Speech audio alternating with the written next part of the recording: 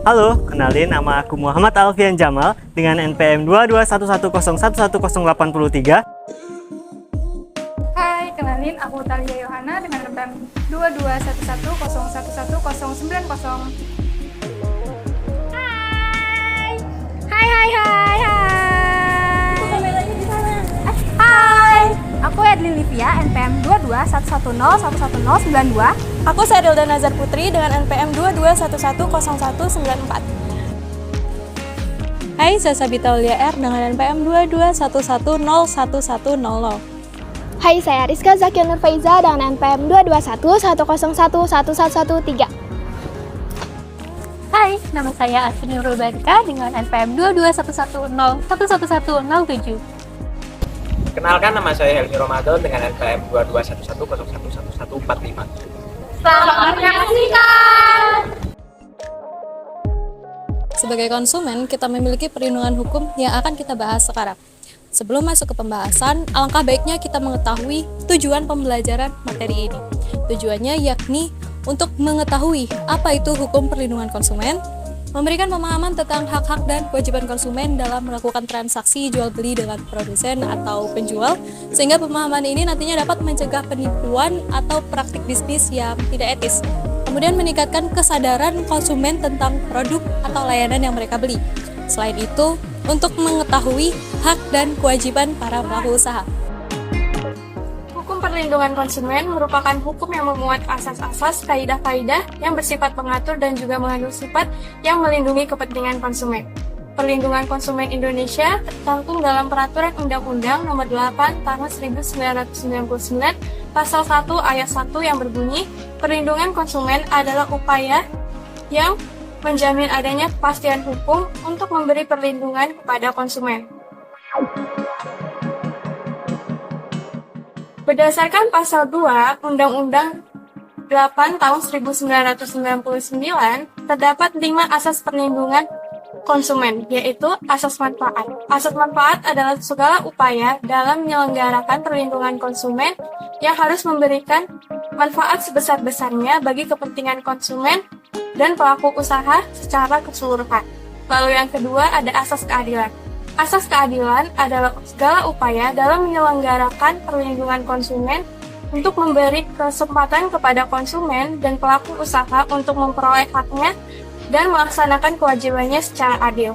Lalu yang ketiga ada asas keseimbangan.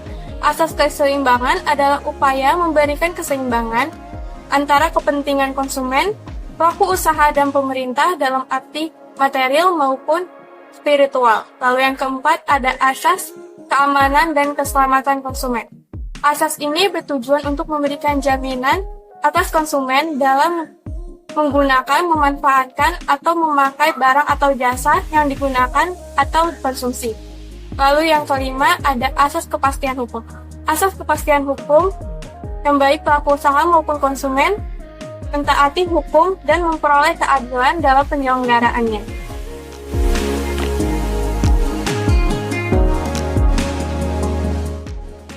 Perlindungan konsumen bertujuan untuk melindungi konsumen dari kerugian akibat produk atau layanan, memastikan informasi yang didapat itu akurat dan dapat dipercaya, mencegah praktik bisnis menyesatkan, memberi akses ke sarana penyelesaian sengketa, serta memberi perlindungan khusus pada konsumen yang rentan seperti orang tua, anak-anak, dan orang yang kurang mampu secara ekonomi. Nah, itu tadi tujuan dari konsumen. Sekarang kita akan membahas mengenai hak-hak konsumen. Yang pertama, hak untuk mendapat kenyamanan, keamanan, serta keselamatan barang atau jasa yang diperoleh. Yang kedua, hak untuk memilih barang atau jasa dan mendapatkan yang sesuai dengan nilai tukar, kondisi, serta jaminan yang telah dijanjikan. Yang ketiga, yaitu hak atas informasi yang jelas, benar, serta jujur mengenai kondisi dan jaminan barang atau jasa yang diperoleh. Yang keempat, hak untuk didengar pendapat dan keluhannya atas barang atau jasa yang digunakan. Yang kelima, hak untuk mendapat advokasi perlindungan dan upaya penyelesaian perlindungan konsumen secara patut. Yang keenam, hak untuk mendapat pembinaan pendidikan konsumen. Yang ketujuh yaitu hak untuk diperlakukan secara benar dan jujur serta tidak diskriminatif. Yang terakhir yaitu hak-hak yang diatur dalam peraturan perundang-undangan lainnya. Ada 4 kewajiban konsumen, yaitu 1. membaca atau mengikuti petunjuk informasi dan prosedur pemakaian atau pemanfaatan barang dan jasa demi keamanan dan keselamatan. 2. Beritikat baik dalam melakukan transaksi pembelian barang atau jasa. 3. Membayar sesuai nilai tukar yang disepakati. 4. Mengikuti upaya penyelesaian hukum sengketa perlindungan konsumen secara patut. Hak pelaku usaha yang pertama adalah hak untuk menerima pembayaran yang sesuai dengan kesepakatan mengenai kondisi, nilai tukar, barang dan atau jasa yang diperdagangkan. Yang kedua adalah hak untuk mendapat perlindungan hukum dari tindakan konsumen yang beretikat tidak baik. Dan yang ketiga adalah hak untuk melakukan pembelaan diri sepatutnya di dalam penyelesaian hukum sengketa konsumen. Dan yang keempat adalah hak untuk rehabilitasi nama baik apabila terbukti secara hukum bahwa kerugian konsumen tidak diakibatkan oleh barang dan atau jasa yang diperdagangkan. Dan yang kelima adalah hak-hak yang diatur dalam perundang-undangan lainnya. Materi selanjutnya adalah kewajiban pelaku usaha. Apa aja sih kewajiban pelaku usaha itu? Yang pertama adalah menjamin mutu barang atau jasa yang diperdagangkan sesuai dengan standar yang berlaku. Yang kedua, memberikan kesempatan kepada konsumen untuk menguji atau mencoba produk atau barang tertentu, serta memberi jaminan berupa garansi atas barang yang diperdagangkan. Yang ketiga, memberikan kompensasi, ganti rugi atau penggantian akibat barang yang tidak sesuai atau rusak. Dan yang keempat adalah memberikan kompensasi atas kerugian akibat pemanfaatan atau penggunaan barang. Yang kelima, beriktikat baik dalam melakukan kegiatan usahanya.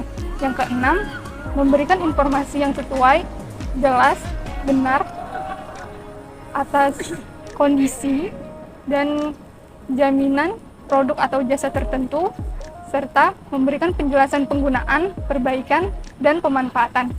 Yang ketujuh adalah melayani konsumen dengan adil dan benar, serta tidak diskriminatif.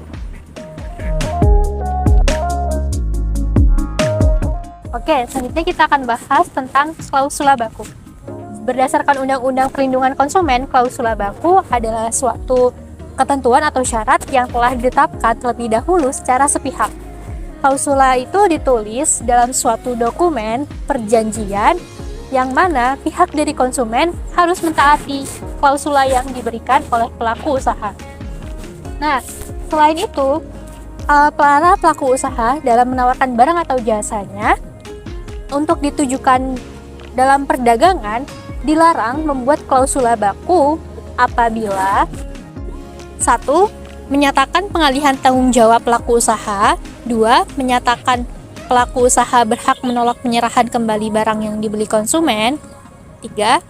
Menyatakan bahwa pelaku usaha berhak menolak penyerahan kembali uang yang dibayarkan atas barang dan atau jasa yang dibeli oleh konsumen. 4. Menyatakan pemberian kuasa dari konsumen kepada pelaku usaha, baik secara langsung maupun tidak langsung, untuk melakukan kegiatan segala tindakan sepihak berkaitan dengan barang yang dibeli oleh konsumen secara angsuran. Nah, jadi pada dasarnya pelaku usaha itu dilarang mencantumkan klausula baku yang mana letak dan bentuknya tidak terlihat secara jelas ataupun secara pengucapannya tidak mudah dimengerti.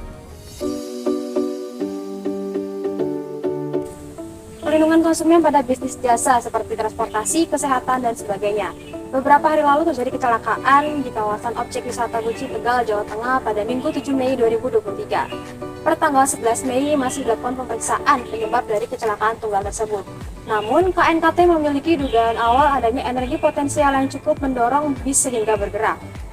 Dengan beban massa yang sedemikian berat, jalan yang menurun, dan adanya getaran dari efek mesin diesel menimbulkan potensi energi yang mendorong bis. Masih ada beberapa kecelakaan transportasi lainnya yang membawa duka bagi keluarga konsumen yang menjadi korban. Kecelakaan dan salah contoh adalah di Jalan Anuba, Kabupaten Barisan Sulawesi Tengah. Kecelakaan maut bus yang dihantam gulungan. Tanggung jawab utama ada di tangan pengusaha selaku penyedia jasa, namun ini juga tidak lepas dari tanggung jawab pemerintah sebagai pengawas, pengatur, dan penyedia sarana infrastruktur transportasi. terjadinya human error dan lemahnya sistem keamanan transportasi merupakan cerminan pengelolaan bisnis yang buruk. Di lain kasus, adanya tekanan supir bis yang mana prestasi kerja diukur dari pencapaian target, bukan dari kenyamanan dan keselamatan penumpang. Sebaiknya, jika pengusaha tidak sanggup mensejahterakan buruhnya, pemerintah lebih baik mencabut izin usahanya daripada berisiko tinggi mencelakai penumpang. Dengan begitu, kesuksesan bisnis transportasi bisa diraih dengan memegang prinsip keselamatan penumpang dan keadilan terhadap buruh. Hukum perlindungan konsumen merupakan hukum yang memuat asas-asas kaidah-kaidah yang bersifat mengatur dan juga mengandung sifat yang melindungi kepentingan konsumen. Hukum perlindungan konsumen memiliki peran penting dalam mendorong etika bisnis dan mempromosikan persaingan yang sehat dalam pasar. Selain itu, hukum ini juga memainkan peran penting dalam melindungi masyarakat dari praktik bisnis yang merugikan. Peran pemerintah juga tidak kalah pentingnya dalam menjaga hak-hak konsumen, yaitu dengan cara memberikan pengawasan dan penegakan hukum yang efektif terhadap pelanggaran hukum perlindungan konsumen. Oke, sekian video presentasi dari kelompok kami. Terima kasih sudah menyaksikan.